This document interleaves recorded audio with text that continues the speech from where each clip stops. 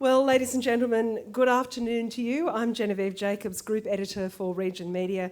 Welcome to this 2022 Senate candidate debate, coming to you live via Facebook.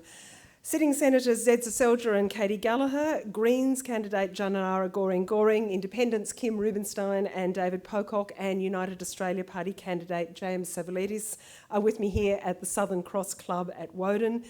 We've got Newcast and Elite helping us with this broadcast. We thank them and the Southern Cross Club, Ian McKay, very much for your assistance, and thanks to all of my team at the Riot Act who are helping out this afternoon.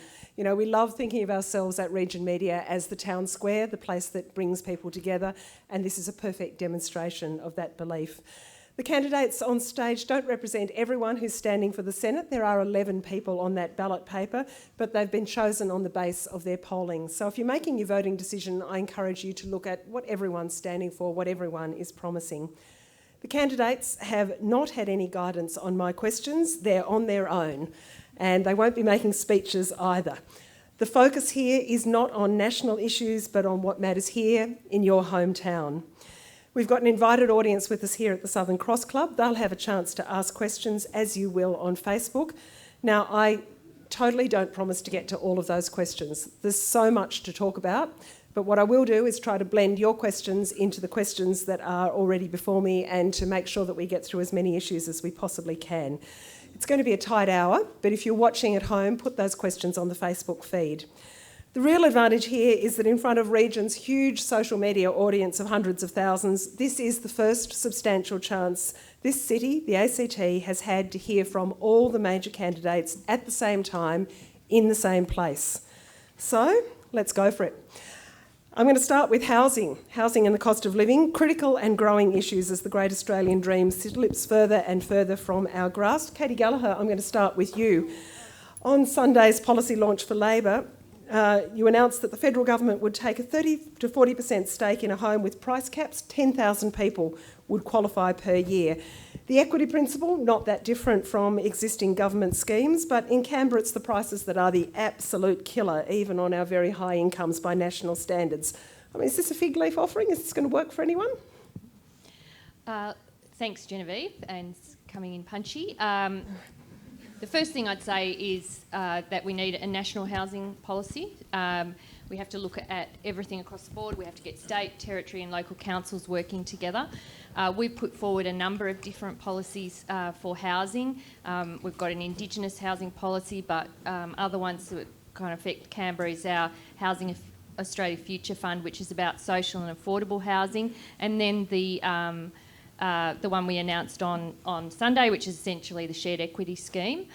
We've seen it work in other states and territories. We think it's a sensible and measured way to support 10,000 people a year who are, with lower debt, and then have an equity. The government has an equity stake in the house essentially, but I think in short, the answer to your question is we think the Commonwealth should be involved in trying to address the housing affordability challenge. We don't think they've been involved to the point they should, and we think there are things we can do.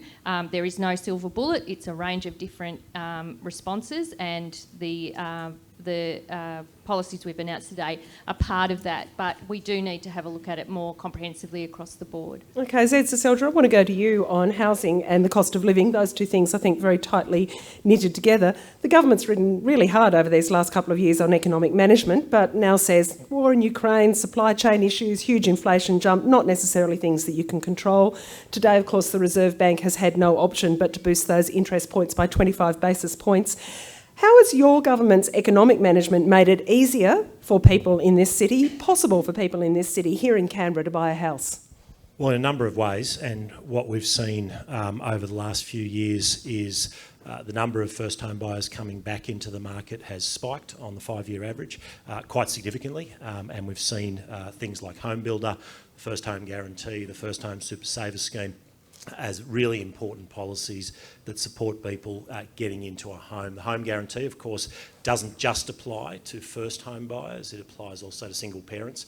So first home buyers with a 5% deposit, single parents getting back into the market for 2% deposit. So that's obviously very attractive. One of the really important things, and where there's a real contrast between what Labor's put forward and what we've put forward is the caps. So Labor's caps for the ACT are 600,000. We've increased our cap to 750,000 for those schemes, and that 600,000, I think in Canberra we all know, would only get you into a unit, probably a relatively modest unit these days, but certainly there are units available. And then obviously you've got the equity issues with the government owning part of that and all the problems with the sales.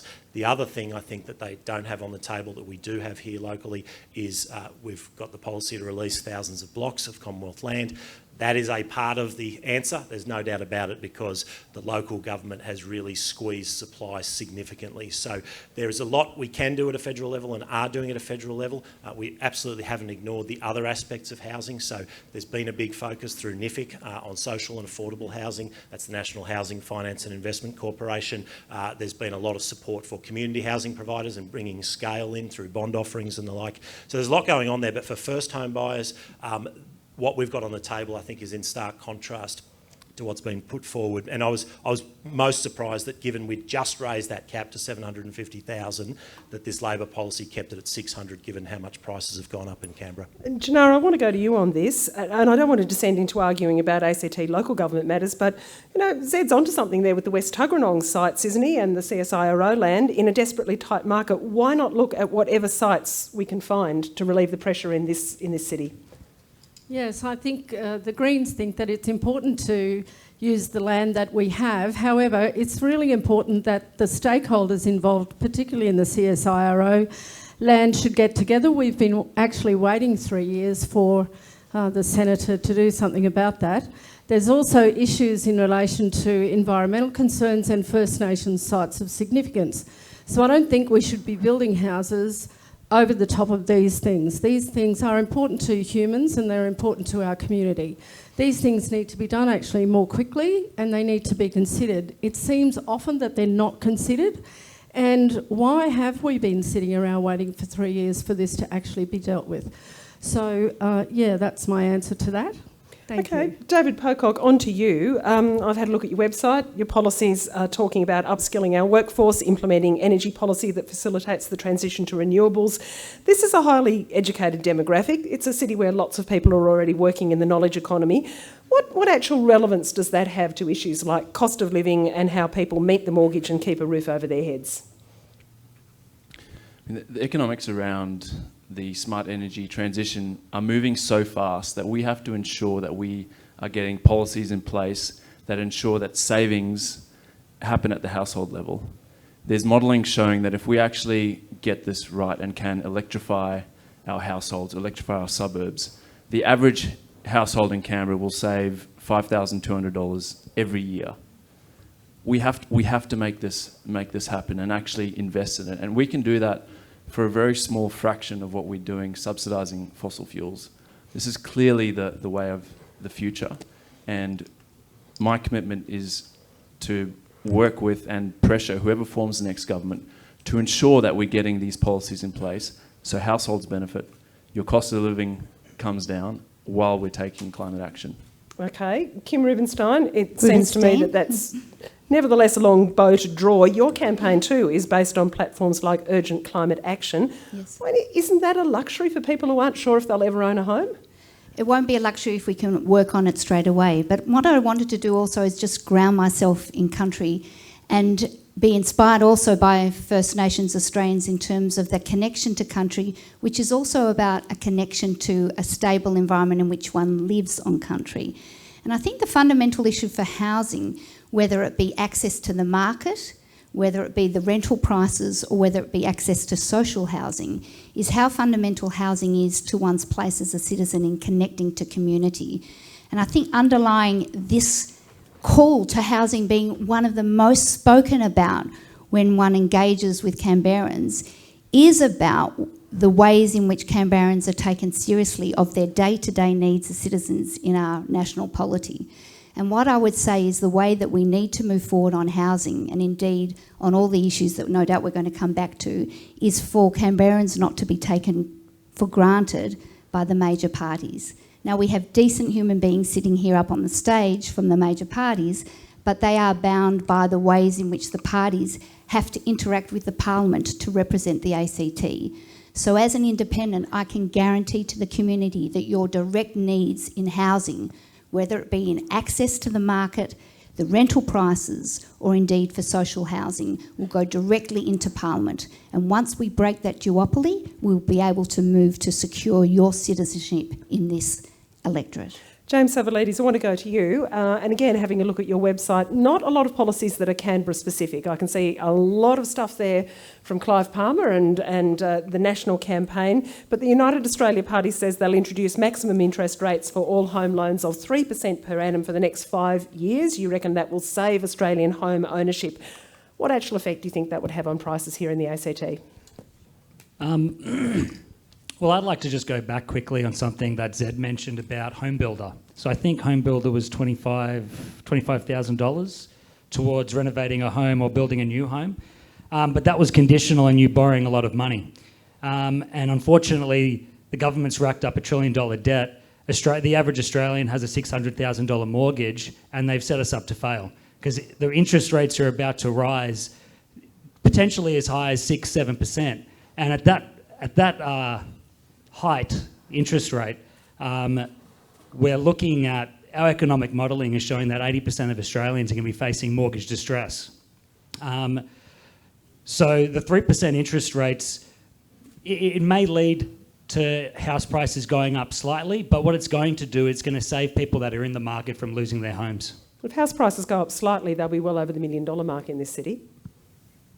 The average price will remain. Well, we have to save people from losing their homes. That's okay. First and foremost.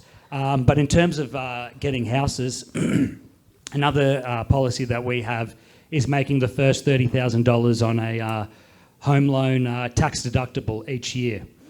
So that'll boost the construction industry and hopefully help people getting into houses too.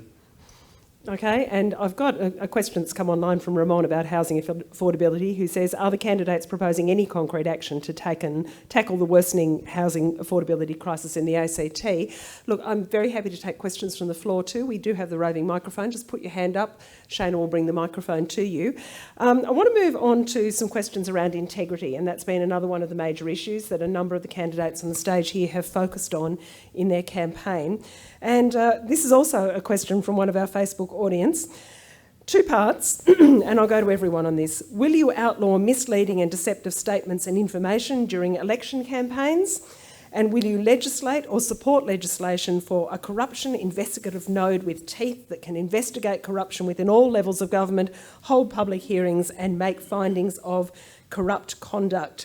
Katie Gallagher, we've seen a bit of advertising floating around lately with some interesting images on it. David Pocock, Zed Zaselda, I'll put this question to you as well. But Katie, to you first. What's your response on misleading and deceptive statements and information during election time?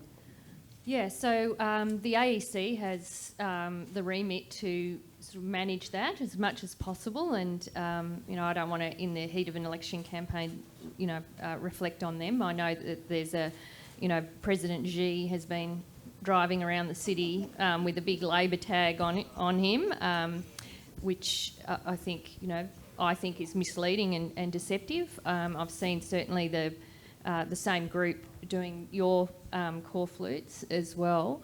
Look, in my ideal world, we wouldn't have any of that rubbish going around during a political campaign at all. I think, people expect and want us to lift the standard of engagement. I think Kim's suffered in the last couple of days with some rubbish on her core flutes as well, which is outrageous.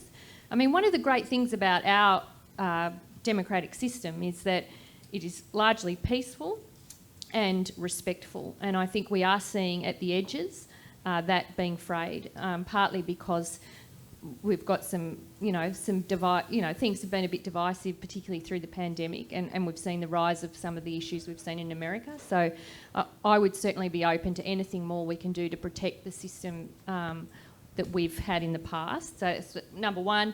Number two, yes, it's probably in the top 2 or 3 issues that is raised with me is around integrity in politics. We've seen endless examples in this parliamentary term where people's trust and faith in politics has been shaken, and I do believe that we should have a national anti-corruption body, one, to do its job and to have the teeth to do its job, to use a common phrase, but also to restore trust in politics and in politicians. It's an honourable profession. It should be an honourable profession, and I think it's been trashed a little bit under this government. David Pocock, I'll go to you on that because you've had the experience of the shirt and the extreme green tag, which I do want to talk about a little bit later in terms of preferences and what you're campaigning for. What's your response, though, to this idea that we could outlaw misleading and deceptive statements? We polled this in the Riot Act and we got a very positive response for people saying, yep, you need to get rid of them. Well, I'm running as independent to represent a community I love, and in the hundreds and thousands of conversations when you include volunteers, integrity comes up in almost all of them. People want an integrity commission. I'd be backing Helen Haynes' integrity commission bill. It's really sound, a good piece of legislation. And then the other things are around truth in political advertising. You shouldn't be allowed to simply lie, flat out lie in election ads. And we can change that.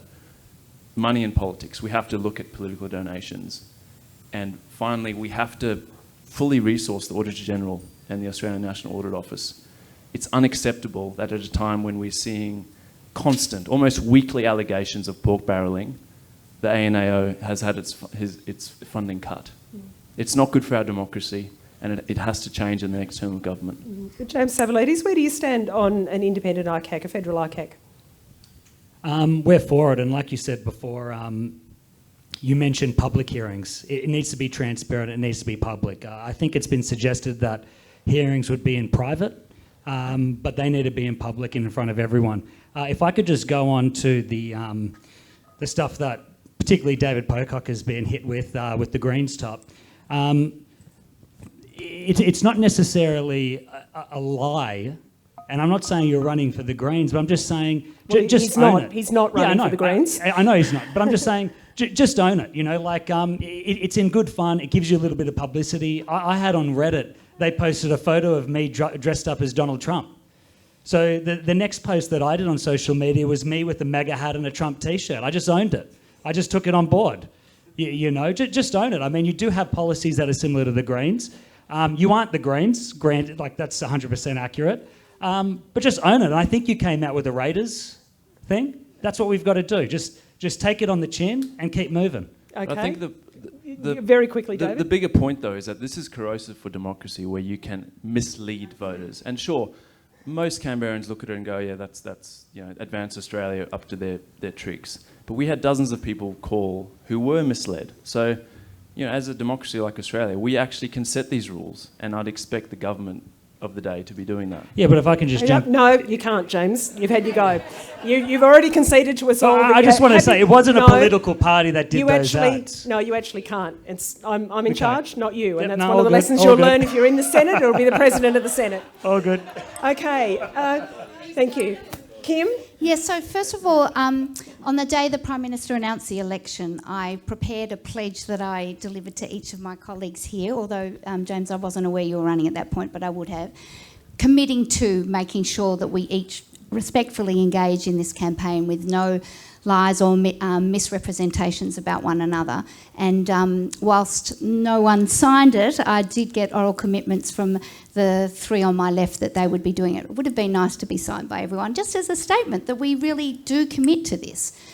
But ultimately, the erosion in the faith in our leadership has come from the fact that we've had successive governments who have eroded the structures that are there for in-between elections to maintain a culture of transparency and accountability.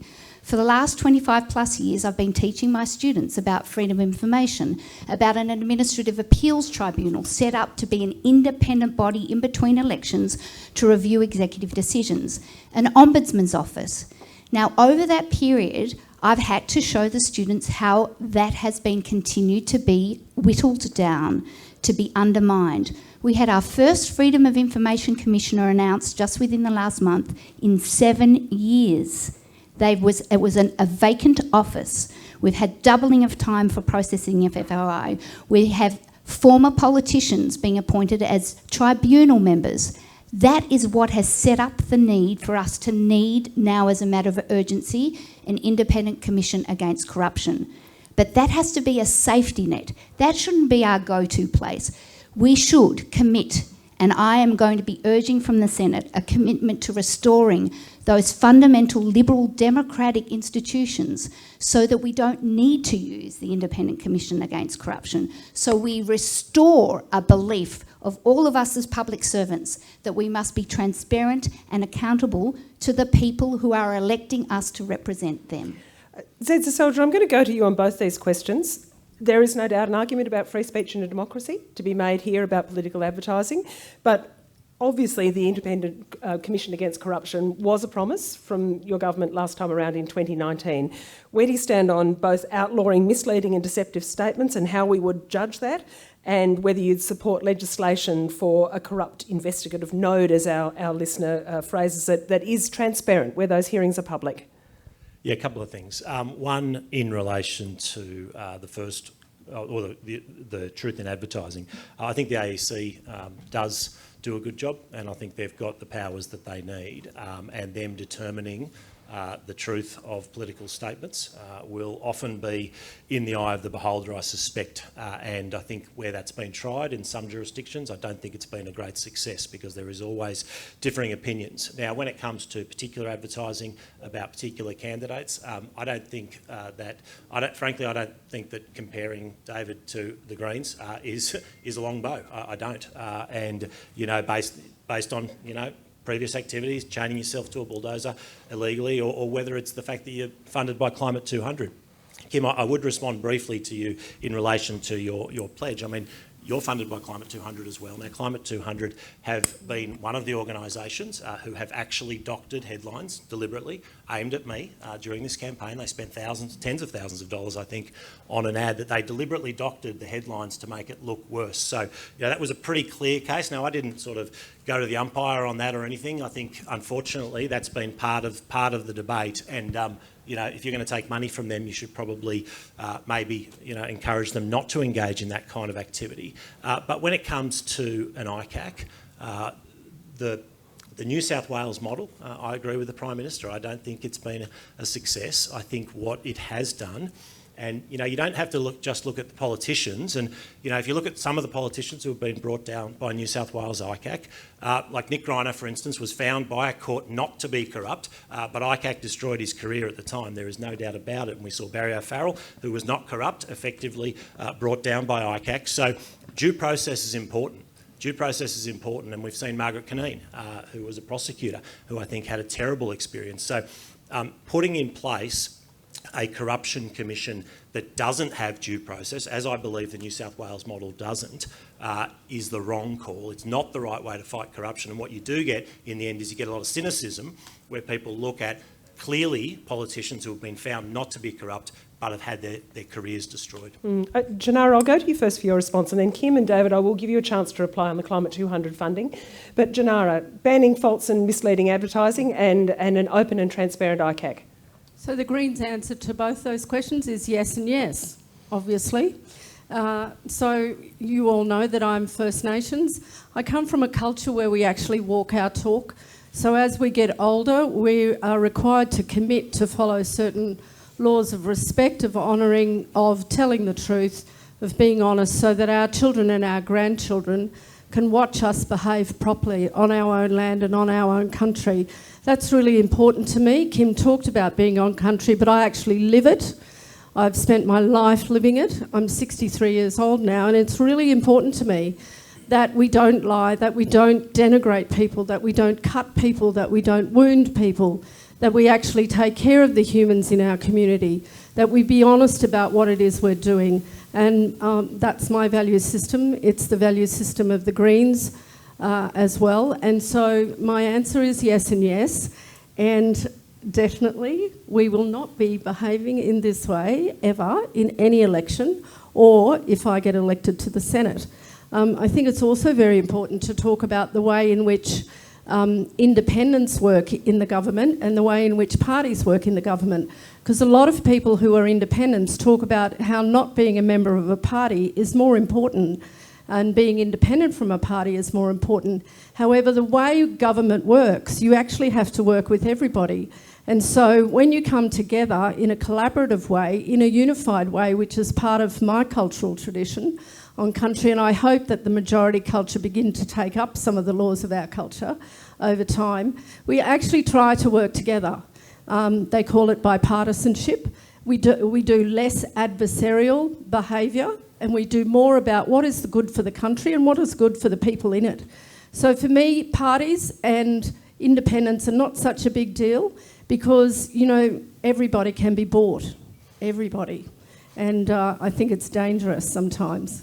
So that's my take on it. Thank you. I'm going to give David Pocock and Kim just very quickly, if you wouldn't mind, a chance to respond on the Climate 200. Zed has made the point that it's not one side of politics that falsifies information alone. You can have a mire of deception, and that is the nature of the game. But how do you want to respond, David? You first. Well, I'd say the difference probably is that I came out and actually condemned that and said this is corrosive for our democracy. This is not good enough. And on the point of Climate 200, you have to remember that this is 10,000 people who've donated to Climate 200. Almost 1,000 of them are Canberrans. On top of that, I've had over 400 people donate to my campaign. So it's clearly a threat to Senator Soldier that people are getting behind an independent who truly wants to represent a community and be held accountable to that community. Okay, Kim, quickly. And just quickly, I announced my candidacy well before Climate 200 started because it's the first time as an independent expert throughout my whole life advising both sides of government, critiquing both sides of government, I can be authentic to myself putting my hand up. But I do know that whilst there is a part of the Canberra community who know me from that work, the majority of Canberrans don't know me, and so fundraising has been essential for you to be able to see those call flukes, for you to be able to see those hybrid cars driving around with my face so people know I'm running. To do that, one needs to raise funds. The majority of my funds have been raised throughout the entire community, and Climate 200, seeing that I have a strong climate campaign, have provided me some seed funding. That is a very small proportion. So I'm being funded by the whole range of people in the community who are desperate for an independent voice to break the duopoly that we have here in Canberra and those who take Canberra for granted. Okay, we've touched on the mire that operating in politics is, and so I actually want to move on to preferences because it's clear that with this very big Senate race and this very competitive Senate race that preferences will be absolutely key to what happens on May 21st. Zed Seselja, you're sitting here with a bunch of people nipping at your heels on a quota that's always been hard won on preferences. Why wouldn't your preference say James here? I mean, what do you benefit by saying I don't like the look of any of them? Well, I've always been a big believer in choice, and when we passed the changes to the Senate voting rules, optional preferential came in, which I think is a great thing. I actually think it's the most democratic system. I think optional preferential you could have. You can choose to preference all of them, or in fact, not many of them if you choose. If you just don't agree with a lot of their policies, and people are often faced with choices between the 6th and the 7th, between two parties they might completely disagree with. Now, my opponents, of course, have done a lot of deals. I mean, Labor and the Greens have been doing deals on preferences for years. Labor gets away with saying they don't support the Greens' extreme policies, but they do always seem to preference them second, except in the Senate this time. I mean, I haven't heard Labor asked when the Greens have a policy to cut defence spending in half and Labor still puts them second, the most dangerous policy we have at this election, and yet they are recommending to people in the House of Representatives in Canberra and indeed around the country to continue to preference the Greens. That is speaking, I think, to some values. So we've made the decision that we are asking for people's, number one, how they want a preference after that is really a matter for voters. I think that's actually a pretty good principle to have, and obviously we'll be seeking their first vote. We won't be, going into bat for the second and third and fourth, as I guess when you do preference deals, that becomes the key consideration. James, does that disappoint you? I mean, if the allegation is that David Pocock's just an extreme Green in disguise, how are you not simply a vector for preferences that goes straight to the Liberals? I mean, where are your preferences going? Well, I actually picked up our how to vote cards today, and none of the people to my left are in our 1 to 6 on the Senate, which backs up exactly what we've been talking about all this time of not preferencing Liberal, Labor or Green, leaving them last. And thankfully in the Senate we can just leave them out. And then we also aren't backing any of the Climate 200 candidates either. I think there was a thing brought up by Zed about the Greens cutting defence spending by half. that is a very dangerous policy. And I'd like to just say, if there was a hostile submarine placed between Perth and Singapore, that would cut off our oil supplies and the country would be shut down in 60 days. So cutting defence spending is a terrible idea. Terrible idea. Couldn't think of anything worse. So can you just answer who you are giving your preferences to? Informed Medical Options Party is number 2. The other 4, I can't remember the exact order, but it was the Australia Progressive, Sustainable Australia, Legalised Cannabis and Animal Justice. Okay. I know Informed Medical... Strange bedfellows. Informed Medical Options was number 2. I know that one for sure. I can remember that one. All right, well, look, thank you for the clarity on that. David Pocock, if I can move to you. If you can't win this in your own right, and look, the numbers would say that that's still pretty unlikely, why wouldn't you give Gennaro your preferences when, as a public figure for years, as Zed says, you have been a strong environmental activist? I mean, she could do it with your help. I find people talking about preference deals still a bit troubling, given there are no deals. All you can do is have a how to vote card. We know Canberrans have the lowest compliance to how to vote cards in the country. So, you know, what I'm saying to people is I'm running as independent to represent a community I love. I would love you to vote 1 for me. I suggest that you give your second preference to Kim Rubenstein, and then people are smart enough to put their 3 to 6 as they see fit. So you're pretty much on the same page as Zed there then. Make up your own How's mind. that? Yeah. Make up your own mind. And, yeah? you know, okay. and I also support a strong defence spending. Okay. And I've also called for, you know, more support for the Australian Federal Police. So, you know, there's some serious differences, and that's based on what I'm hearing from the community in Canberra. Gennaro, I wanted to go to you. I mean, these independents, Kim and David, have substantially disappointed the Greens, haven't they? You don't get to capitalise on that whole inner north sentiment without a swag of preferences. That whole equation about how the Greens stand a chance at the second seat collapses. I mean, you haven't got any of these preferences tied up. That scuppers everything, doesn't it? I'm not at all concerned about any of this, actually. Preferences is for the people to decide.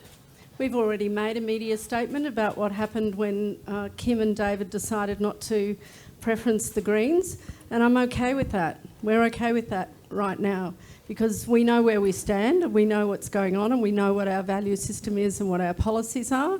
People know who the Greens are, they know what the Greens stand for, and I've spent 6 years in the Greens working very hard at all sorts of national levels. I know what we're here for, what we're going to do, and how we will go about it. So it doesn't particularly bother me at all because I know that people make their choices and it's up to those people to make their choices individually. I've done that all my life as a voter, and I think it's really important that we make those choices.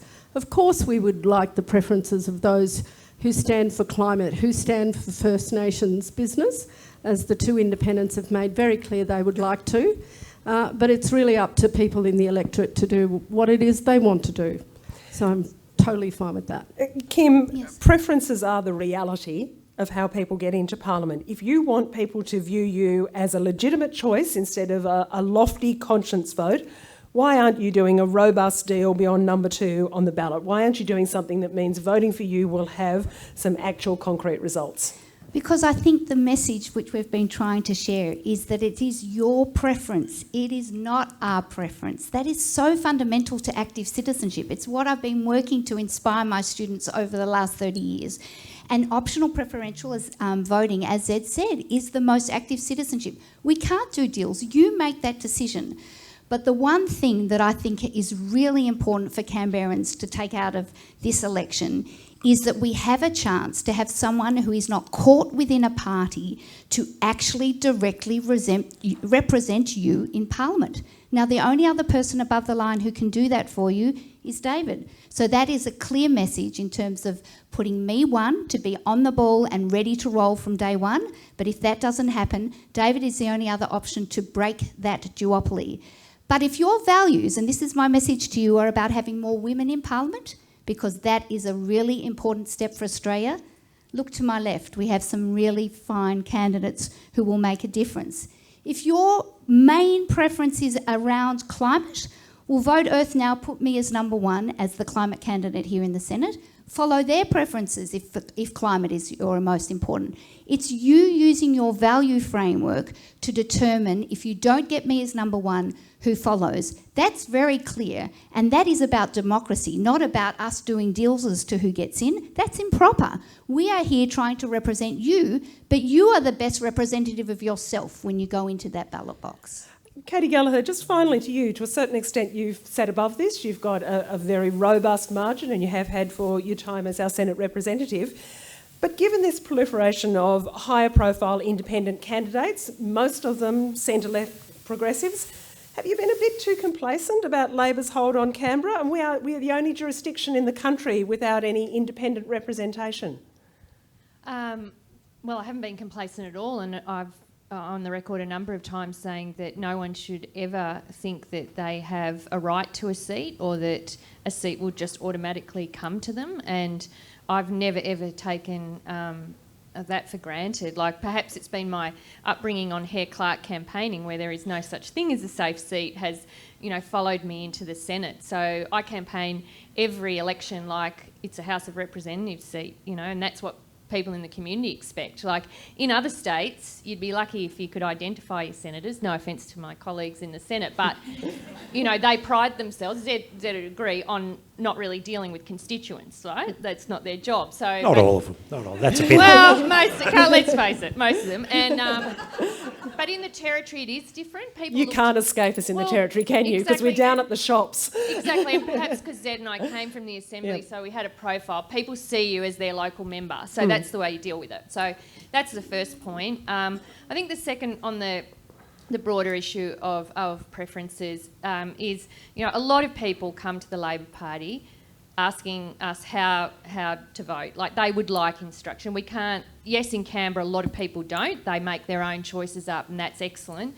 But there is a lot of people that will seek guidance, and if they are supporting Labor, will want to know what your view is about other choices, and that's why we put out a how to vote card. But it's not a preference deal. You know, there is no deals, like David said. There's no deals being done.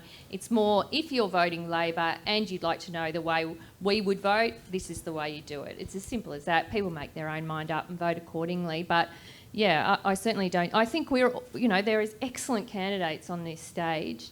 You know, so, you know, I don't take anything for granted, and I know that, you know, I will lose votes to these candidates. But they'll come straight back, won't they? Well, not necessarily. No? I mean, again, people will vote the way they want to vote, but, you know, there's no doubt about that, and I take nothing for granted on that front. Okay, so look, we've heard about how the preferences will or won't go. I want to go on to your value for the electorate.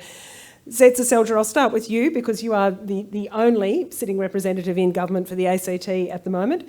You've described an unprecedented Territory spend this time around. I heard you say that at the club's ACT debate we were both at a week or two ago. On my reckoning, that is mostly the well overdue AIS funding and other announcements that apply to most Australians on housing and education and the like. As I said, you're the only government representative for 450,000 people for the last 8 years. Can you take us through the specific infrastructure benefits you've brought to Canberra through budget allocations? Yeah, no, what you said in the preamble is wrong, because when we talk about those other areas, so health spending having more than doubled, that's not counted towards the $2.1 billion infrastructure. So we have doubled health funding to Canberra, we have doubled education funding to Canberra, but that's not what we're talking about when we talk about the unprecedented investment in Canberra. It is certainly coming right around our city when it comes to roads and transport. That's a big chunk of it, but not all of it. So whether it's the $115 million for the Monero Highway, whether it's the $88 million for the Molonglo Valley Bridge, whether it's the duplication of Athlone Drive, whether it's the duplication of Gundaroo Drive, whether it's the work for William Hovell Drive, whether it's the money, the $51 million we've put towards the Tuggeranong Parkway upgrades. I could go on with the roads funding because there are a number of them, and they go up close enough to $1 billion. And then we've also got really significant investments that are happening in our institutions, the biggest investments in our institutions here in the ACT for a long time now. I advocated very strongly, and I know there are some who don't agree with this, but the $500 million expansion of the War Memorial, I think, not only is an extraordinary way of honouring particularly our recent veterans and telling their story, but it's also an extraordinary investment in Canberra.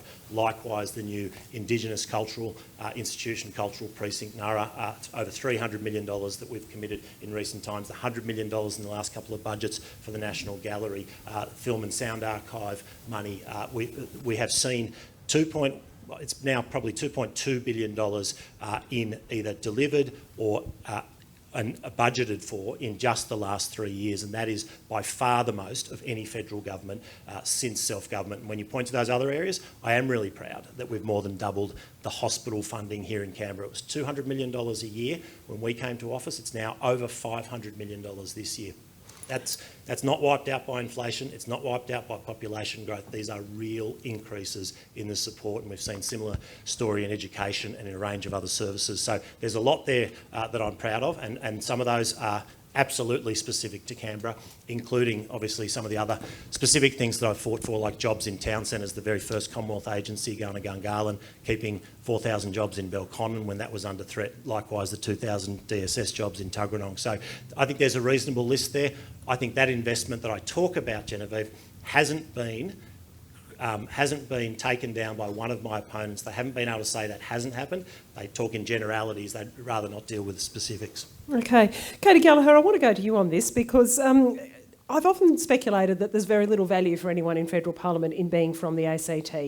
We are incredibly safe Labor seats, some of the safest in the country. We've got Alicia Payne, for example, sitting on 17% in the House of Reps. You yourself have had very comfortable quotas. It doesn't serve anyone who is in government to go home and say to their voters elsewhere, look, I've done some great things for Canberra. Talk to me about the value you can genuinely bring and whether we are ever a political priority for whoever is in government.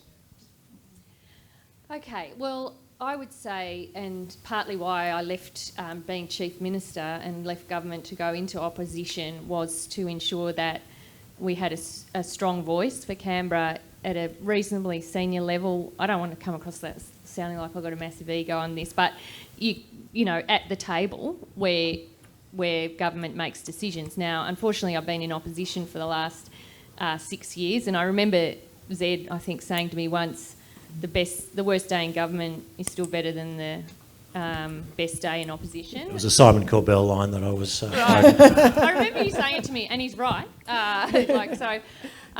But again, you know, what I would bring, certainly if we are fortunate enough to win the next election, is a very senior voice in the cabinet table of an Albanese Labor government. And, you know, I think that's where you can have enormous impact and enormous influence into what happens to this town. And you can be guaranteed, I think I sort of stand on my record that, you know, I'm a massive supporter of this city. It's my home, it's where my kids are growing up, it's part of who I am. And it's been a long time since, I mean, Zed's in the outer ministry, aren't you?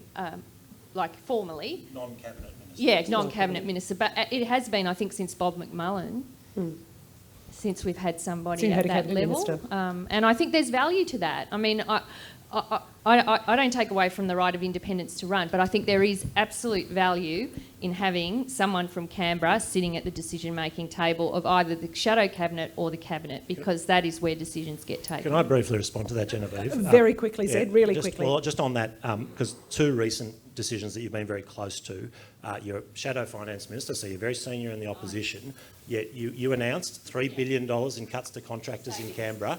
Savings. $3 billion in cuts to jobs in Canberra, but also you were obviously closely involved in housing policy, which completely excluded Canberra with its thresholds. So, no, I'm going to stop you both there because we need to hear from the four other people on the panel. I'm responding to you, Zed, but neither of those things are true. Okay, we need to go to Kim Rubenstein, and my question for you is, you're offering so far drafted legislation, which you said anyone can use to give us more senators. You've got a policy on women's safety and a call for a climate compact. Yes. Even if elected, you've got between Buckley's and none chance of getting those up on your own. I mean, on senators alone, it suits lots of stakeholders very nicely to keep the ACT underrepresented. How will you practically make any of those things happen? So I would reject that entirely, because the reality is that no matter who wins government, whether it be a Labor government or a Liberal National Coalition government, neither of those major parties will have a majority in the Senate.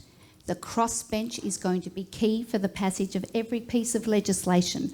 I will be on that crossbench. My vote will be key to any passage of legislation. That means that everything that I bring to the table on every piece of legislation will have to be engaged with by whoever the government is. So I have every chance of moving on that legislation, which would not only mean that we have this one-off opportunity of having an independent so that the ACT will finally be guaranteed of being taken for granted, not just by the influence of a senior minister, but because they have to. But structurally, I will embed that for us forever. That is key for Canberra to be truly equally treated in this nation and for all our needs to be taken seriously. David Pocock, a question from one of our Facebook viewers. The role of Senator includes the critical analysis of legislation. What skills, what expertise do you or your team have in ensuring the operability of legislation and its ability to deliver on the needs of Canberrans? Good question. I guess I've got a decade and a half in professional rugby, which gives you a work ethic. You have to know how to learn, listen to feedback. I've got a Master's in Sustainable Agriculture. I've done a leadership course at Harvard Business School. I've been involved in small businesses. In my opinion, the senators that have actually stood out over the last 3 years have been those without a political background. And that's what I'm hearing from people in Canberra. We want less career politicians and more people in there who are genuinely in there to represent their community and to hold whoever's the government of the day to account and to actually raise issues that are important to us. And that's my commitment on each piece of legislation, to hold it up to the value of fairness. How does this affect people in the ACT? And how does it square with the kind of future we're wanting to create here in Australia? Janara, Canberra's had plenty of chances to look at the Greens in action locally in the Assembly. In the federal sphere, what would distinguish your value to the ACT beyond that of Katie, now a senior figure in a party that can actually form government, Zed, who is already a minister? Yes, I think that the Greens can do quite a lot. Our policies around housing, climate action and free dental and mental health into Medicare will make a great difference. If it happens to be that we have the balance of power, we form government with the Labor Party after the election, then we can push the Labor Party on many, many policies that we need to push them on, that the community wants to push them on. So I think that value certainly is there.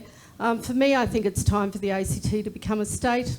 I don't think we should be a territory any longer. I think that really needs to be pushed. That's probably it. Can I just say we won't be forming government with the Greens? Just want that on the Okay. record. That's what they said last time. I saw Zed's Well, eyes maybe go not. and I thought, no, I'm not having Okay. that. Not. They James, will be pushing their policies Who on there, knows that's for what sure. will happen when James the election Savalides, I'm going to go to finishes. you. How much of the United Australia Party platform is about Australian values, free speech among them, and that's certainly the thing that permeates the content. If elected, how would you be representing the majority of Canberran views rather than Clive Palmer's personal crusades? I'm born and raised in Canberra, and I've always been heavily involved in our community, whether it's been through the schools, coaching basketball. I started a basketball club, Canberra City Stallions. We're now the biggest basketball club in Canberra. I don't see myself going anywhere. I'm going to die in Canberra one day.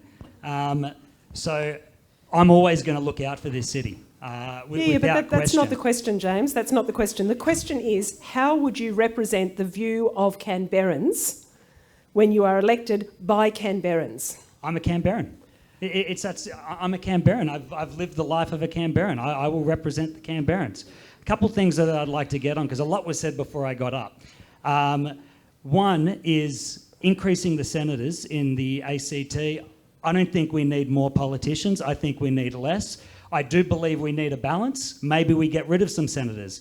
We don't want to add 500,000 in salaries to hang on. senators. You would like us to be less represented. No. So we're the most underrepresented jurisdiction in Australia. No. What I'm saying and you'd is, like us to have I believe less. I believe in a balance. I believe in a balance. To get that balance, we need to remove senators from other states. Then we can increase our representation that way, percentage-wise, anyway. I'll give you a constitutional law class after. That's fine. I'm willing to work hard and make it work, okay? When life gives you lemons, you shut up and you eat the damn lemons. You make it work, okay? Look, I'm good. I know we do have some questions from the floor, but I've got another question for Zed that does keep coming through. And Zed, that's about the territory rights stance on issues like euthanasia and same-sex marriage, which are not necessarily Liberal Party platforms, not necessarily a good fit with a large majority of local voters. Talk to me about the votes that you've made on things that are not representative of the opinions of perhaps 70, 80% of Canberrans.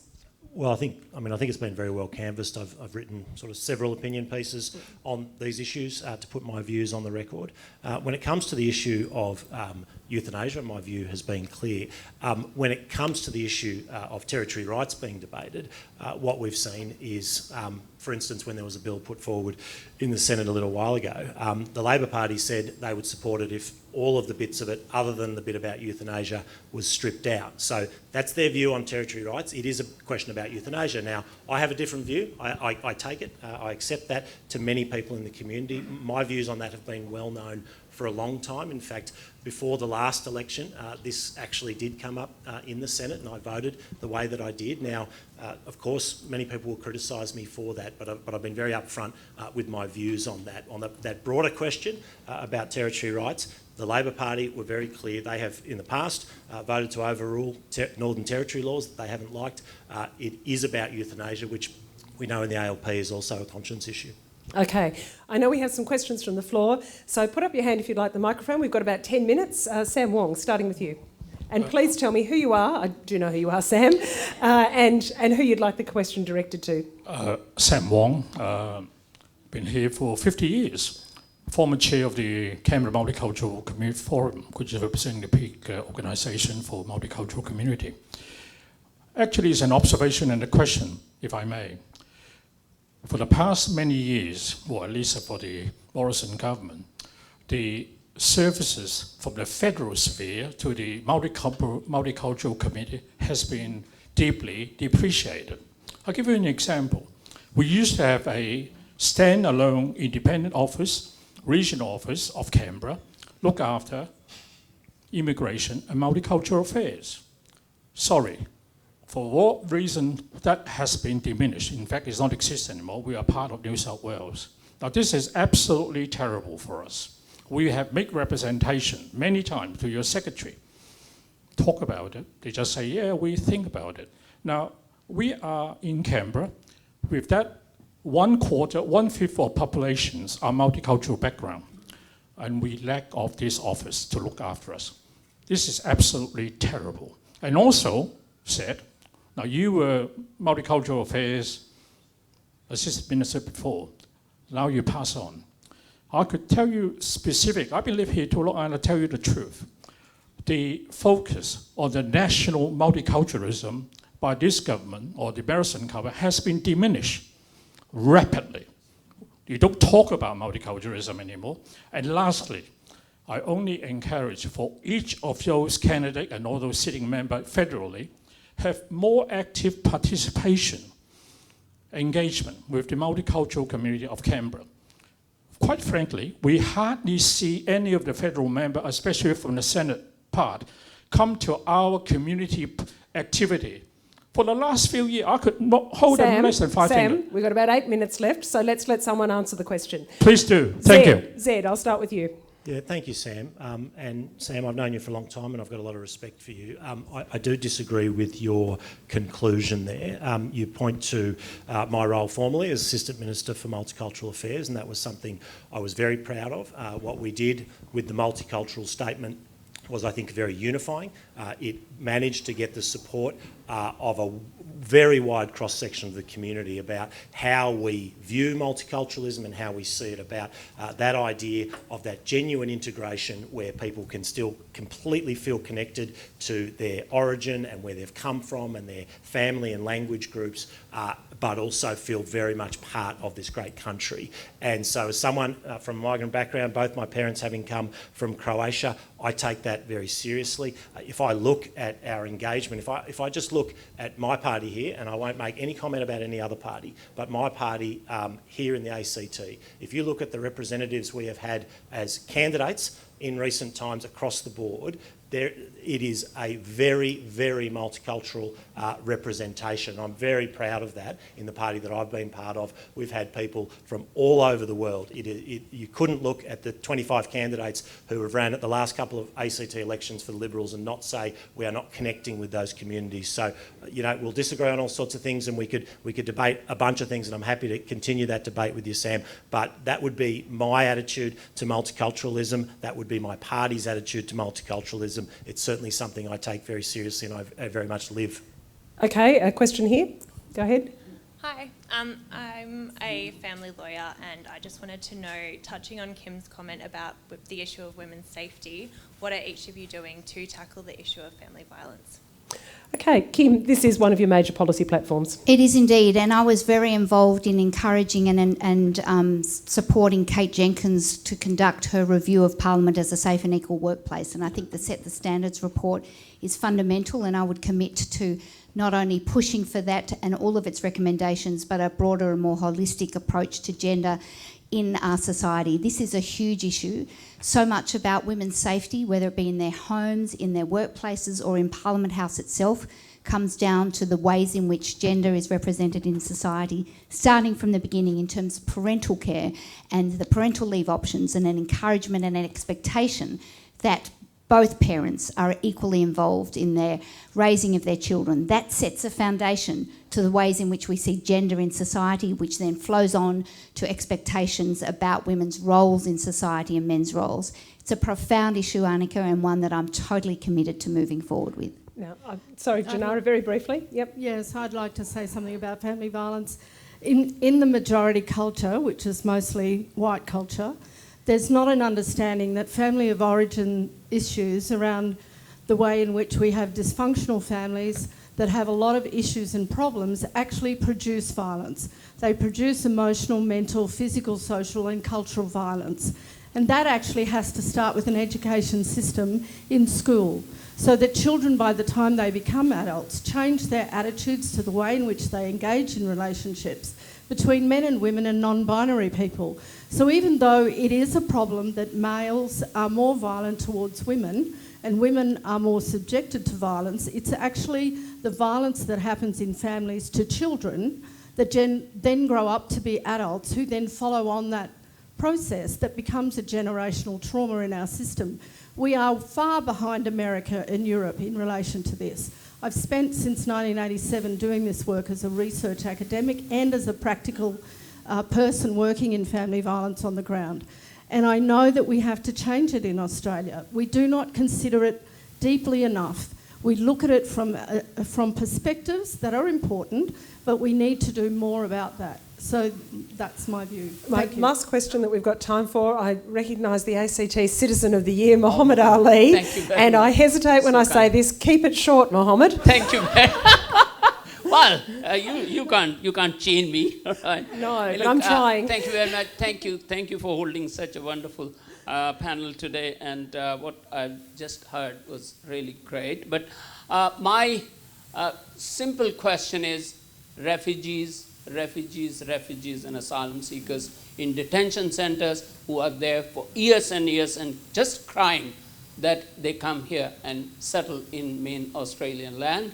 And second, those refugees and asylum seekers who are here, what are your policies regarding them? Because just imagine the cost of living is so high, accommodation is such a great problem in Canberra and elsewhere. So what is your policy about it? Because sitting on the board of Companion House and running Helping ACT and Forum Australia, every day in and out, I'm receiving messages which are just very devastating. Thank you very much, Jan. Katie Gallagher, I'm going to go to you on that one. Yeah, so Labor's policy on refugees is we certainly don't think that overseas or offshore detention should be a place of permanent detention. They should, and Labor's policy was to establish them as processing centres before going off to third countries, and that was to deal with some of the issues that we saw about people, thousands and thousands of people arriving by boat and thousands dying at sea.